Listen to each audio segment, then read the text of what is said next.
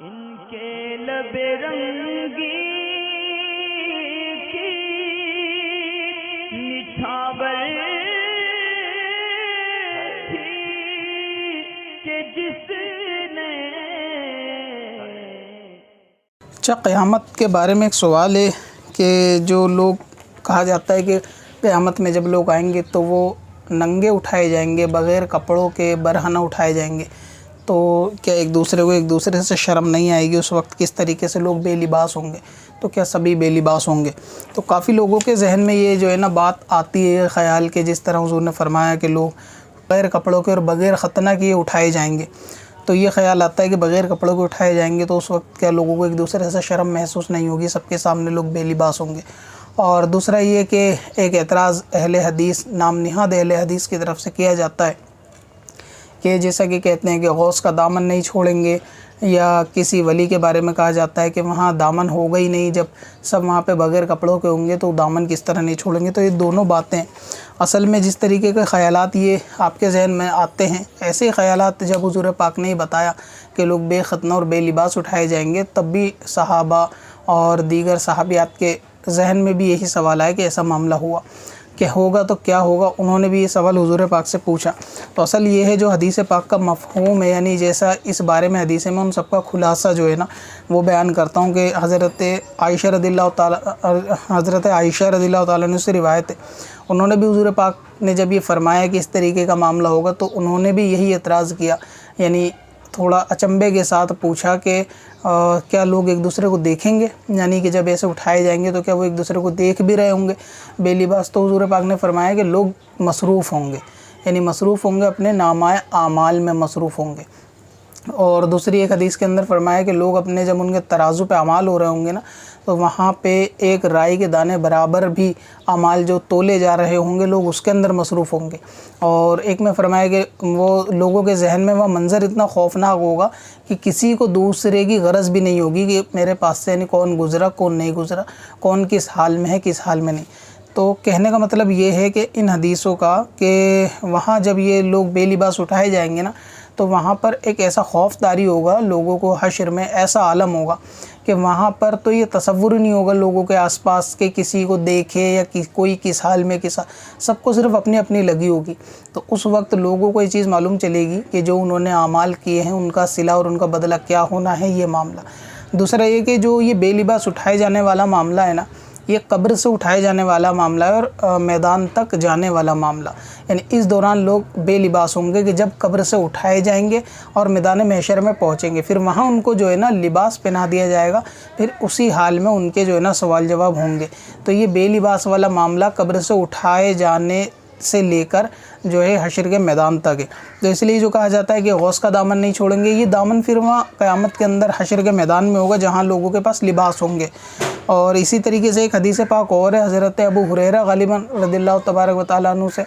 اور ایک صحابہ نے آ کے پوچھا حضور کے ظاہری وفات کے بعد کا یہ واقعہ ہے کہ ان کے جو ہے نا چھوٹا بچہ فوت ہو گیا۔ انہوں نے پوچھا کہ چھوٹے بچوں کے تعلق سے بھی کچھ حضور نے فرمایا، کوئی آپ نے ان سے فرمان سنا ہو، کوئی حدیث سنی ہو؟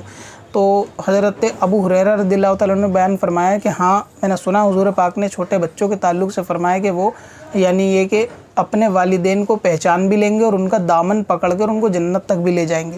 یعنی کچھ اسی مفہوم کی حدیث ہے انہی الفاظوں کے تبدیلی کے ساتھ کہ وہ بچے والدین کا دامن یعنی اپنے والدین کا دامن پکڑ لیں گے اپنے والد کا، اور اس کو پہچان بھی لیں گے اور ان کی بخشش چاہیں گے۔ تو اب یہ کہ وہاں پر جو دامن یہ پکڑنا ہوگا نا والد کا یا والدین کا، تو یہ بھی ظاہری معنی میں ہے، یعنی میدان حشر کے اندر جب بچے پہچان لیں گے، چھوٹے بچے جن کے تعلق سے حدیث پاک ہے، تو وہ بھی دامن پکڑیں گے، تو اس سے معلوم چلا کہ حشر میں وہاں لوگوں کو لباس پہنایا جائے گا۔ پھر کچھ اس طریقے کی آپ نے حدیثیں بھی سنی ہوں گی کہ جو اللہ تبارک و تعالیٰ کے لیے یہاں پر یعنی دنیا کے اندر اچھا لباس، سادہ لباس اختیار کرے، فقر والا لباس چھوڑ دے اور تکبر والا لباس چھوڑ دے، سادہ لباس اختیار کرے، تو اللہ تبارک و تعالیٰ قیامت میں اس کو کرامت کا لباس پہنائے گا یا عزت دار لباس پہنائے گا۔ تو یہ جو مفہوم کی حدیثیں ہیں تو وہاں ان کا مطلب بھی میدان محشر سے ان کا جو ہے نا وہ تعلق ہے۔ دوسری بات یہ کہ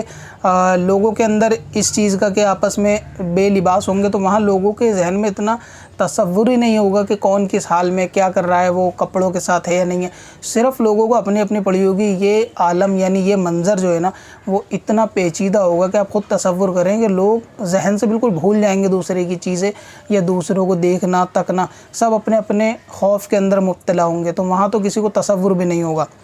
यह तो बिल्कुल इस तरह समझे कि जैसे कोई शख्स भूखा है और उसके आगे उसकी मनपसंद का खाना रखा हुआ हो, लेकिन उस शख्स का हाथ जो है ना दरवाज़े के अंदर, किसी बड़े दरवाज़े के अंदर बीच में लाकर वो दरवाज़ा बंद कर दिया जाए, तो उसमें जो तकलीफ़ और दर्द होती है ना बंदे को, ये एक मिसाल है हालांकि हशर के दर्द का या क़यामत के दर्द का, इससे तकलीफ़ का इससे एग्ज़ाम्पल फ़िट नहीं बैठता, लेकिन आवाम को क्योंकि वो जो तकलीफ़ सही नहीं गई होती उसके बारे में अक्लों से बयान भी नहीं किया जा सकता कि वो कितनी शदीद और कितनी दर्दनाक होंगी।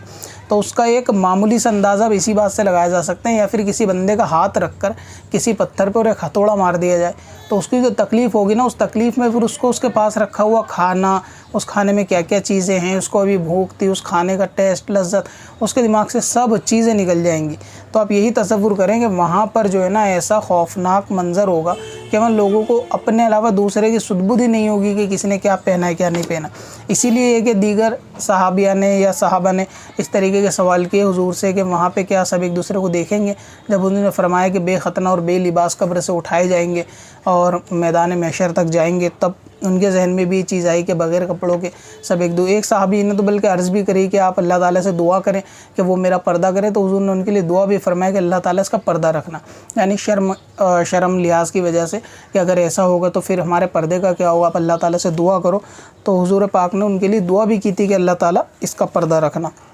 तो दूसरा ये कि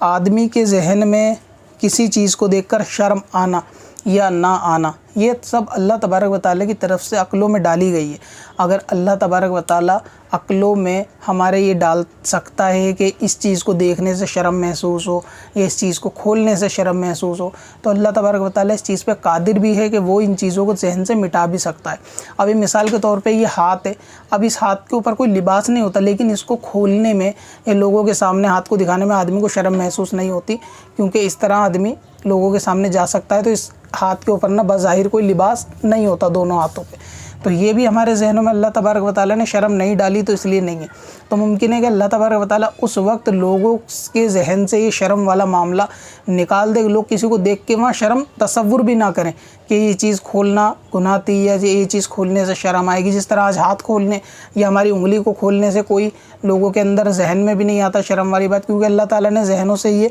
चीज़ हटा दी कि भाई इस चीज़ में शर्म नहीं है, इसको सिद्र से अलग कर दिया। आप ये समझ लें अल्लाह तबारक व तआला ने जहन में इसमें हया नहीं डाली। तो हो सकता है कि अल्लाह तबारक व तआला वहाँ भी जहनों से लोगों के इस तरीके का मामला करे कि वहाँ किसी को देखने से फिर शर्म जैसी चीज़ महसूस ही ना हो। जैसे आज हाथ देखने से नहीं होती, वैसे ही जिस्म देखने से ना हो, लोग अपने अपने अमाल में मसरूफ़ रहेंगे, तो फिर किसी का कोई मामला भी नहीं रहेगा कि वहाँ का मामला इतना सख्त होगा कि अपनी नेकियाँ, अपने अमाल, अपने जो गुनाह के काम है, अपने नेकियों के काम है, सब उस पर अपने तराजू पे जब अमाल हो रहे होंगे ना, लोग वहाँ बिज़ी होंगे, सब देख रहे होंगे कि जो मामला उन्होंने किया है नेकी होंगी तो नेकी के पल्ले में गुनाह होगा, तो एक एक राई के दाने बराबर चीज़ें निकल के वहाँ ढकी छुपी लम्हे के आ रही होंगी, तो लोगों की नज़र सिर्फ वहाँ पर होगी। तो उस मंज़र के आगे फिर उनको कुछ याद नहीं होगा कि उन्होंने क्या पहना है, किसने क्या नहीं पहना। तो इस बात से आप जो है ना वो बेफ़िक्र रहें। बाकी अल्लाह ताला से दुआ करें कि अमाल अच्छा रहे, अल्लाह ताला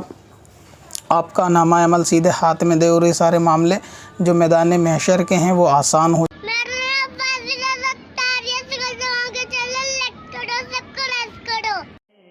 पत्थर में असल